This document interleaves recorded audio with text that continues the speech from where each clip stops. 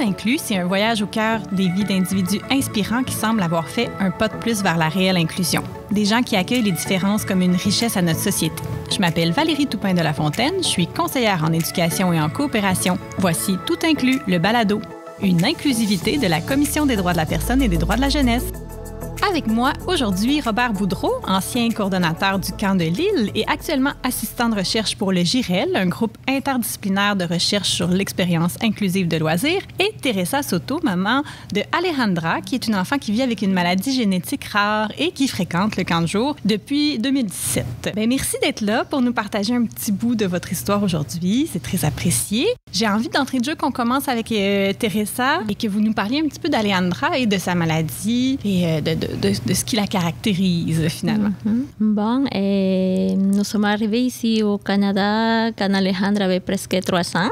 Et donc, à ce moment, le but de déménager ici, c'était vraiment améliorer sa condition de santé parce qu'elle avait, jusqu'à ce moment, à notre connaissance, une maladie cardiaque. Mais on ne savait pas que c'était quelque chose de génétique. Nous, on la gardait beaucoup, on la protégeait beaucoup à la maison parce qu'on avait, comme on dirait, crainte qu'elle se contamine, qu'il y a des autres maladies qui pourraient empirer sa situation justement à cause des problèmes cardiaques. Donc, c'est comme ça qu'elle a eu des suivis à Saint-Justin.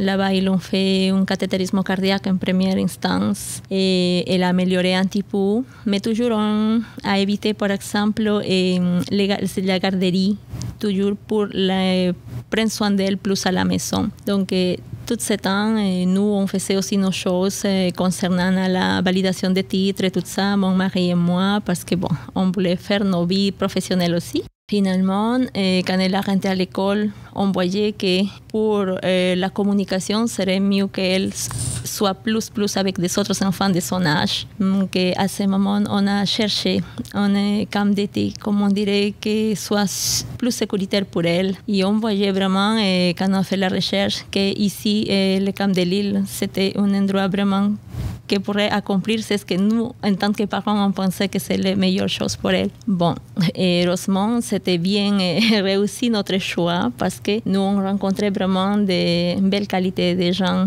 dans les camps. Et c'est comme ça qu'elle a fait tout vraiment l'été. Chaque semaine, elle était ici parce qu'elle aimait vraiment ça. Parce que nous, on disait ça, si elle n'aimait pas, bon, on va retourner à la maison. Et c'était un camp de jour régulier. Donc, c'était pas un camp de jour spécialisé pour des enfants qui auraient eu un handicap. C'était vraiment un camp de jour tout à fait régulier ici, à l'île des Sœurs. Heureusement, rien de ça parce que avant, nous, on avait essayé que peut-être relié à sa condition handicap, que peut-être elle aurait besoin de quelque chose de plus particulier. Mais quand on a essayé de voir cette sorte de camp, c'était comme trop pour elle et aussi pour nous. Parce qu'on voyait vraiment des enfants qui avaient des conditions avec des besoins plus spécifiques, non? Parce que ce sont des enfants qui ont besoin de plus attention. Et ce n'était pas son cas. Quand même, elle avait besoin de partager avec les autres, mais pas de la même façon, comme on dirait, comme sa sœur, qu'elle est toute seule au camp, et ses sœurs, elles l'ont fait, comme on dit, plus régulièrement, d'une façon plus libre. En tant que pour elle, moi, j'avais toujours peur qu'il arrive quelque chose. C'est comme ça que quand le camp il a offert de faire du bénévolat, moi j'étais vraiment enthousiaste avec cette idée et j'ai essayé d'être présente toutes les fois que c'était possible, surtout pour les sorties, parce qu'il faisait aussi des sorties à centre-ville. Et c'était vraiment bien, tout était bien. J'ai remarqué qu'il arrivait quelque chose qui pourrait être en danger, donc ça m'a rassuré beaucoup aussi. C'était un endroit qui était plus sécurisant, puis le camp, la condition d'Alejandra demandait quelques niveaux de soins, mais pas de là aller dans un camp plus spécialisé. Exactement, non, rien de ça. Parce que, par exemple, si on repensait un camp compétitif pour quelques sports, c'est sûr que je ne pourrais pas le mettre parce qu'elle va être pas bien à l'aise, parce que sa condition cardiaque ne le permettrait pas. Mais ici, c'était vraiment standard, mais quand même, la façon que était gérée les équipes, les groupes et tout, c'était une ambiance agréable. Donc, moi, j'ai remarqué ça et j'ai dit, OK, bon, et elle aussi. Donc, c'est ça qui nous a fait qu'on continue dans les camps. Vous avez parlé de bénévolat, on y reviendra, mais parce que je pense que ça fait un peu partie d'une des mesures qui a été mise en place là aussi pour Alejandra dans le camp. Mais j'aimerais retourner vers Robert parce que dans le fond, le camp a été là, créé. C'était un nouveau camp à l'époque. Donc, quand Alejandra est rentrée au camp de jour là, à 4 ans, je pense, 4-5 ans. Elle avait 5 ans. 5 ans. Donc, à 5 ans, c'était la première année aussi là, du camp, je crois. Donc, oui, absolument. C'était la première année. Puis en fait, je pense que Alejandra était comme dans nos premières campeuses, puis que vraiment bien résumé un peu l'expérience que ce qu'on voulait faire aussi avec le camp de jour. C'est super drôle. Je pense beaucoup à ça, puis qu'on s'est fait inviter pour le balado. L'Action Prévention Verdun, qui est l'organisme pour lequel ils sentaient le besoin de créer un nouveau camp de jour à l'île des Sœurs, puis avec la station où ce qu'on est présentement, quand on m'a engagé comme chargé de projet.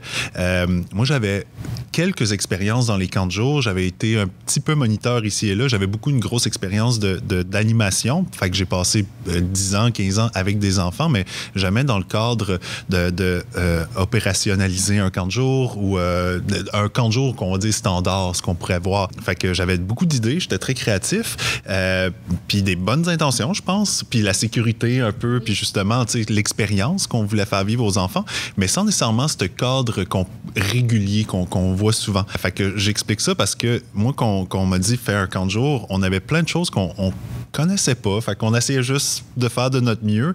Puis quand on a eu l'opportunité, ben c'est ça, l'histoire, je me souviens, la première fois que je l'ai entendue avec Teresa puis Alejandra, on était comme, mais faut qu'on essaye de faire pour qu'ils puissent venir. Puis c'est tout le temps un peu en riant, mais quand en plus Teresa s'est proposée comme, pour être bénévole dans nos sorties, nous, on a vu ça très gagnant-gagnant parce que là, c'est comme, cool, on a une bénévole de plus. Puis en plus, je veux dire, Alejandra, c'est une ange à avoir comme personne aussi, là. Fait qu'on était juste très heureux, là. Je ne voyais que du bien ressort de ça. Est-ce qu'il y avait des mesures qu'il fallait mettre, des choses à penser? Là, j'entends la sécurité, sa condition de santé qui était un petit peu plus fragile, son système plus fragile aussi. Est-ce qu'il y avait des choses en place comme pour un gestionnaire de camp, un coordonnateur de camp qu'il fallait prendre en considération pour que les journées de cet enfant-là soient tout aussi bénéfiques que les autres? Le bout drôle et la confidence, c'est que j'ai travaillé dans d'autres camps après et j'ai été avec l'Association des camps. En 2018, on est devenu membre de l'Association des camps puis certifié également. Fait que pendant 2018, j'ai fait énormément de devoirs sur c'est quoi des procédures sécuritaires. Mais là, on était en 2016-17. Je n'avais pas ces outils-là. Fait que ma seule chose que je pouvais offrir, c'était sur l'informel, puis c'était on le sait. Fait que tout le monde dans le camp de jour, tous les moniteurs connaissaient la condition d'Alejandra. Fait que tout le monde avait comme le souci de, OK, utiliser le gros bon sens. Comme de pas nécessairement comme, OK, il faut absolument que ça soit fait comme ça, mais plutôt comme si toi, tu étais dans une situation, qu'est-ce que tu penses? Puis on avait une bonne équipe, puis je pense que ce partage-là, puis on se parlait beaucoup, puis puis Alejandra, c'est une personne, mais tous les enfants, je pense aussi que, tu sais, chaque fois qu'on avait des jeunes, des fois, qui avaient des problèmes de comportement également ou d'autres besoins, puis on se parlait beaucoup entre équipes pour se supporter. Fait que nos outils venaient de ce partage de connaissances puis d'expériences entre nous. Quand quelqu'un avait une bonne idée, on n'hésitait pas à en parler, puis comme ça, on avait ce souci de sécurité-là, mais avec cette naïveté-là, un peu comme on essaie des choses. C'était, je pense, la communication que ça fait beaucoup. Et le travail en équipe, ça c'est gagnant, toujours. Puis ça prend la confiance aussi des parents d'être capable de se parler. On se parlait souvent, puis comme, exactement, tu sais, on y allait semaine par semaine. Cette semaine-là, ça a bien été, puis qu'est-ce qu'on peut faire de mieux? Puis ça nous permettait de vraiment juste, je disais, les partages entre les moniteurs, mais aussi avec les parents. Je me souviens, vous me donniez quelques petits conseils. La transparence et la collaboration entre les parents et le camp est primordiale pour assurer une intégration réussie. Une bonne communication est essentielle à chaque étape du processus, du moment de l'inscription jusqu'à la toute dernière journée de camp. Ça permet d'ajuster les mesures d'accommodement mises en place et de s'assurer qu'elles répondent bien aux besoins de l'enfant. comme une inclusion naturelle qui se créait, là, peut-être parce que le camp était petit, parce que les gens à la tête de ce camp-là avaient une vision sans doute et des valeurs assez inclusives. Donc, ça semblait être un parcours qui a été plus facile, même plus facile que vous aviez pensé pour votre fille ici dans le camp. J'ai envie de vous demander, est-ce qu'il y a d'autres milieux où Alejandra vit plus de défis, où vous vivez plus de défis au niveau de l'inclusion, soit dans les loisirs, dans le milieu scolaire? Est-ce que vous sentez que parfois, c'est pas tout aussi naturel que ça l'a été au camp? Je dirais que peut-être c'est comme à l'école, non? Et pour les activités qu'ils font, surtout sportives, non? Parce que toujours, on devait apporter un certificat du médecin pour dire que vraiment, il ne faut pas les pousser trop, qu'elles ne pourraient pas faire des activités compétitives dans ces bouts. Tout ça était, comme on dirait, au passé. Après la chirurgie, 1 an, 2 ans comme ça, de faire attention beaucoup à ça, aucun sport d'impact direct, un ballon qui va les frapper dans la poitrine, rien de ça. Mais c'est quelque chose que, malgré qu'on donnait ça, par exemple, des fois, les responsables ne faisaient pas attention. Donc nous, on avait beaucoup, parce qu'on avait vécu 2 fois l'expérience semblable que l'on poussait, et bon, et l'enseignant a dit, donc elle a continué, et ça poussé trop fort. Et nous, on l'avait dit, non, Alejandra, maintenant, il ne faut pas faire ça, tu dois dire que non, appelle maman, appelle papa, pour que nous, on va dire la même chose, que c'est pas un choix, c'est vraiment une indication de ton médecin que tu ne peux pas faire ça maintenant. Donc ça, surtout au niveau de l'école, depuis, honnêtement, d'autres, je ne pourrais pas dire, parce que je trouve quand même ici au Québec sont vraiment inclusifs, et je trouve que les conditions que j'imagine, c'est tout comme des normes du pays pour essayer d'inclure plus à tous les autres enfants, parce que vraiment, normal, c'est quoi ça? Hein? On est tous normaux, il n'y a pas vraiment quelque chose écrit. Chaque enfant, même si on a des conditions plus normales, va pas se débrouiller égal que l'autre enfant. Non? Donc, c'est juste comme donner les opportunités pareilles à tout le monde, je dirais. La Charte des droits et libertés garantit le droit à l'égalité. Tous les enfants peuvent s'inscrire au camp de jour et profiter des activités qui y sont offertes, et ce, sans discrimination. Les gestionnaires de camp de jour ont un rôle à jouer. Ils doivent inclure les enfants en situation de handicap et travailler activement à réduire les obstacles à leur participation pleine et entière. Je me souviens, la première année, on n'avait même pas de politique. Peut-être pas notre plus grande fierté, mais on n'avait pas de politique de comment un enfant, si jamais il y avait des problèmes puis qu'on n'était pas capable de le gérer, parce que veut pas, des fois, on a des limites comme humains. Qu'est-ce qu'on fait avec ça? Combien d'avertissements, mettons, quel comportement qui mène à l'expulsion?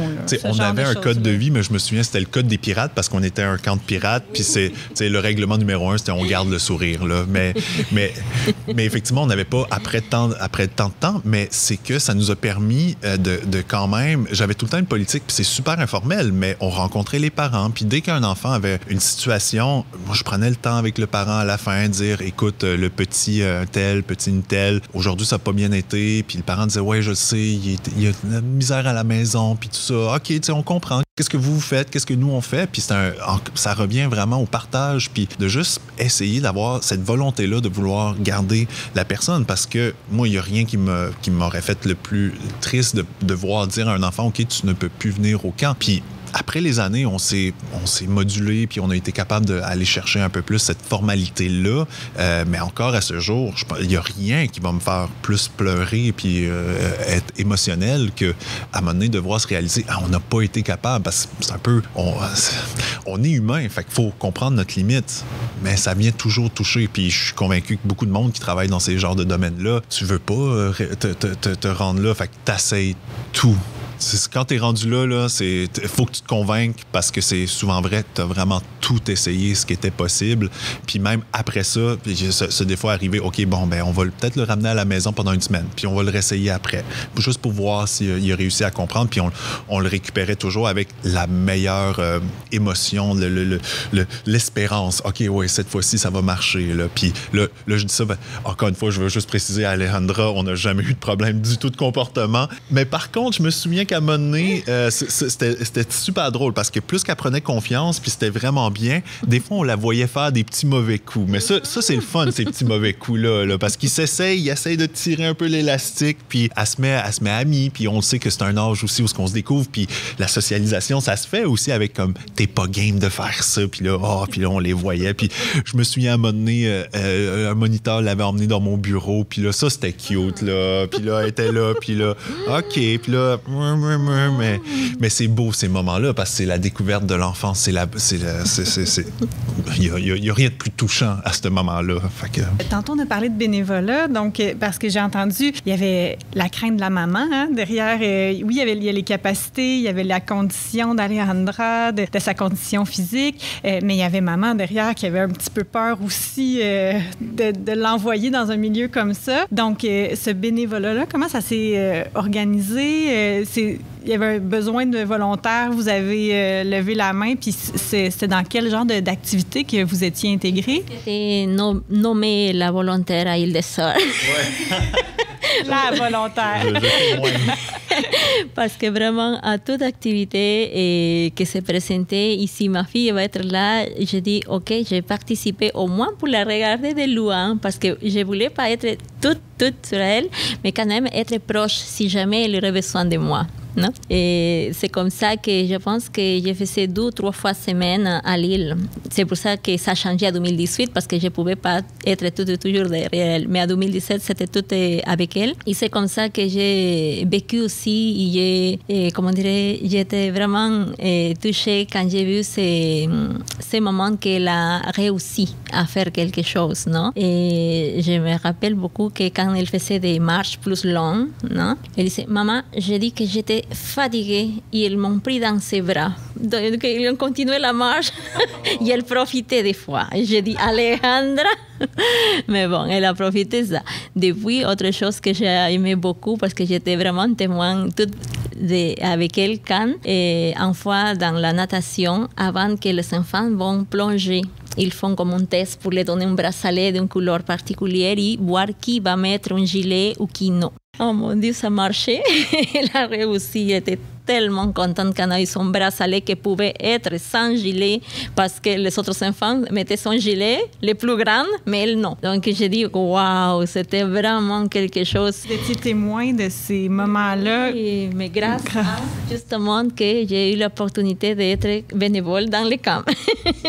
Je vais dire sans nombre de doute que Teresa est dans les bénévoles les plus appréciés puis présente dans plusieurs activités en dehors même du camp de jour. Mais ce n'était pas la seule parent aussi qui souhaitait avoir, qui avait, que ça soit par crainte ou même besoin des fois de rencontrer des gens aussi, parce que des fois tu arrives dans un pays puis t'as pas nécessairement un travail, puis là ton enfant est au camp de jour, fait que t'es à la maison, fait que ça devient comme tu sais, je vais aller socialiser avec, puis je vais m'assurer que mon enfant est en sécurité. Fait que nous, bon, aujourd'hui maintenant, dans plusieurs camps de jour, on a ce qu'on appelle des aides animateurs. Fait que souvent on va chercher des jeunes 13-14 ans qui viennent compléter un peu l'équipe d'animation. Nous, on n'avait pas nécessairement cet accès-là. On est un nouveau camp. Fait que souvent, c'est des anciens campeurs jeunes qui, bon, ils ont 13-14 ans, ils peuvent pas nécessairement devenir moniteurs parce que ça prend un certain âge. Fait que c'est comme un entre-deux. Fait qu'ils viennent gagner cette expérience-là. Nous, étant comme un nouveau camp, on n'avait pas cette base-là. Fait que on a fait, dès la première année, un peu un appel à large. On est un centre intergénérationnel. Fait qu'on a une belle clientèle de personnes qui sont à la retraite aussi, puis des parents, comme je viens d'expliquer, qui sont en situation qui n'ont pas nécessairement le travail, puis tout ça. Fait que nous, les gens qui voulaient venir donner du bénévolat, fait qu'ils participent, puis ça va un peu aussi dans le même sens que la mission des activités intergénérationnelles. Donc, parce que le partage des personnes qui sont à la retraite avec des personnes qui sont jeunes, c'est très gagnant parce qu'il y a un partage d'expérience, partage de dynamisme aussi du jeune. Fait que c'est vraiment très gagnant comme relation pour ça. Est-ce que vous trouvez qu'au Québec, on est assez inclusif dans les loisirs, justement? Puis là, peut-être que la question va plus s'adresser à Robert là, avec le centre de recherche, mais est-ce qu'en général, les camps de jour au Québec, on a fait des bons pas vers l'inclusion? Parce que je sais que jadis, 2010, il y avait beaucoup de camps spécialisés, puis il y avait beaucoup d'automatisme. Hein? On reçoit une demande d'inscription, un enfant est en situation de handicap, il y a un diagnostic, et là, on le renvoie là, au camp spécialisé à 45 minutes de route. Est-ce que maintenant, aujourd'hui, c'est mieux?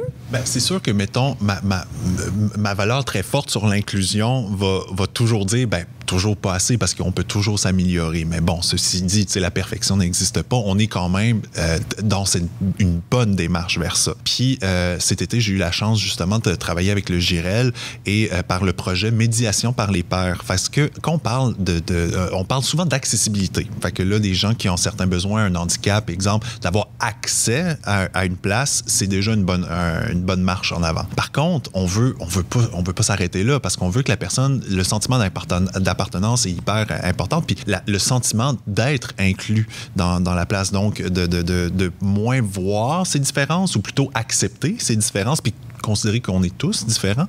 C'est dans les prochaines étapes qu'on est présentement en train de faire. Fait que la médiation par les pairs, ce que j'ai trouvé hyper intéressant, puis on est dans le projet, on est en train de faire l'évaluation de l'outil qu'on a implanté. Ça fait à peu près 3 ans qu'on travaille sur le projet, puis là, on fait l'évaluation dans certains camps de jour que j'ai eu la chance de pouvoir faire cet été, comme à Sherbrooke, à Valleyfield, il y a eu également à Nicolet, puis d'autres places. Le but, c'est que tout le monde participe à ça. Parce qu'avant, on se disait, OK, on a une personne qui a un besoin particulier, puis là, après ça, on a un accompagnateur pour pouvoir être avec la personne. Mais c'est pas juste cette personne-là qui doit le travailler. C'est autant l'accompagnateur, oui, mais le moniteur également, l'aide à moniteur, le parent, les autres enfants, le coordonnateur. C'est un gros travail d'équipe. Peut-être que c'est ça que nous, on s'est dit parce qu'on n'était pas spécialisés. Fait que c'était pas, on a un accompagnateur. C'est tout le monde veut la même chose. Fait qu'on y travaille tout un peu à notre capacité. Fait que je pense qu'on est un peu dans ça. On parle beaucoup de, c'est ça, de travailler en intersection, travailler en système maintenant, c'est un gros changement qu'on est en train de voir. On devrait plus travailler en département comme on le fait parce que finalement, si on travaille en département, on se partage pas ces bons coups-là de comment les faire. Fait que je pense que c'est ça qu'on est présentement dedans. Moi, je vais être très transparent. Je viens de commencer avec le GIREL, ça fait juste quelques mois que je suis là, mais tout ce que je vois, c'est un peu cette même partage de valeurs-là. Comment est-ce qu'on peut communiquer ensemble pour être capable de vraiment se partager, puis avec tous les mêmes valeurs. On veut tous que l'enfant, un peu comme tout le monde, on veut tous se sentir à sa place, puis qu'on peut contribuer, puis comment est-ce qu'on peut avoir ça, travailler ensemble dans ce sens. Et Teresa, un camp de jour qui serait parfaitement inclusif, un milieu qui serait, une école qui serait parfaitement inclusive, ça ressemblerait à quoi si on avait une superbe baguette magique? Moi, je pense que c'est un travail vraiment en équipe, non? Des fois, n'est-ce pas nécessaire peut-être avoir toutes les règles, les normes, comme on avait dit, mais c'est beaucoup de sens commun, hein, de qu'on a les compromis vraiment de faire bien les choses. Donc ça, déjà important, même si c'est, comme on dirait, de façon subjective, ça déjà, c'est un bon début parce que, en plus, ça normalise les enfants qui pensent qu'ils ont quelque chose de différent dans lui. Parce qu'Alejandra, à l'âge de 7 ans, elle ne savait pas c'est quoi ça, pourquoi est-ce qu'ils font autant attention de moi, pourquoi est-ce que je dois me rendre toujours à l'hôpital, de rendez-vous et tout ça. Elle ne comprenait pas. Elle a remarqué tout ça juste à 10 ans, à l'âge de 10 ans, qui est premier rendez-vous avec le médecin et il a... Hein, j'ai mal, il y a quelque chose dans mon corps, non? Donc bon, ça c'était un autre chose pour elle. Mais moi je dirais au niveau scolaire et tout ça, ou d'un camp, c'est vraiment les personnes qui vont travailler là-bas, que soit l'empathie, qu'il doit avoir beaucoup d'empathie, vraiment. Ça c'est, je pense, important. N'importe quelle sorte de travail qu'on pourrait faire, c'est juste de se mettre, comme dire, dans les souliers de l'autre personne. Comment est-ce que moi j'aimerais être traitée? Qu'est-ce que je dois faire pour améliorer ça? Et ma fille à secondaire me parlait qu'à l'école, il parle qu'elle n'est pas comme une étudiante canadienne. Ce n'est pas un citoyen canadien, c'est un citoyen du monde. Donc, on doit faire du bien au monde. Donc, moi, j'ai trouvé ça vraiment beau parce que moi, j'ai dit, c'est vrai, on n'a pas vraiment de drapeaux ici ou là, parce que tous sont des êtres humains, on a les mêmes besoins, les sentiments, c'est la même chose. On aimerait, les gens qui aiment faire le bien, n'importe dans quel endroit qui va être, il va faire le bien. Mais même chose, les personnes qui font pas les bonnes choses, n'importe où vont être, vont faire la mauvaise chose. Si j'aurais une baguette, je dirais, ça serait pour moi, c'est qu'au moins les gens essayent de comprendre les autres et savoir que je dois faire le bien à l'autre, sans regard à qui. On pourrait renommer le balado comme ça, inclusion égale empathie. Je pense que c'est la base. C'est très, très bien résumé. 100% d'accord. Wow. Puis, et Robert, si vous aviez un message à envoyer là, aux gens qui sont à la tête d'un camp de jour comme ça, coordonnateurs ou qui sont en train d'en créer une chose à leur dire. Mais là, c'est sûr que passer après Teresa qui vient de dire résumer si bien les choses, c'est plus difficile, mais... C'était une grande sage, Teresa. mais l'empathie, c'est vrai que c'est la clé, c'est d'être capable de se mettre à la place. Puis j'imaginais comme, tu sais, faut jamais traiter quelqu'un différemment à cause d'une condition parce qu'à un moment donné, tout le monde va avoir sa différence. Puis je sais pas pourquoi, mais je pensais l'image un peu d'un animal comme un chien ou un chat, il voit pas, lui, la différence. Quand il va, n'importe quel humain, puis là, on parle de besoins particuliers ou de différences, mais ça va aussi avec toute la couleur de la peau, les langues et tout ça. Un animal, il voit aucunement la différence. Fait que pour cet aspect-là, là, soyons plus comme des chats ou des chiens, là, juste plein d'amour à donner puis d'empathie pour cette belle communauté terraine de terre. Là. C'est très inspirant. En fait. Elle est très inspirante et vous êtes très inspirante aussi, tout comme Robert. Oui. Et cette belle création de camp. Très heureuse de vous avoir rencontré aujourd'hui pour qu'on ait cet échange-là. Merci beaucoup.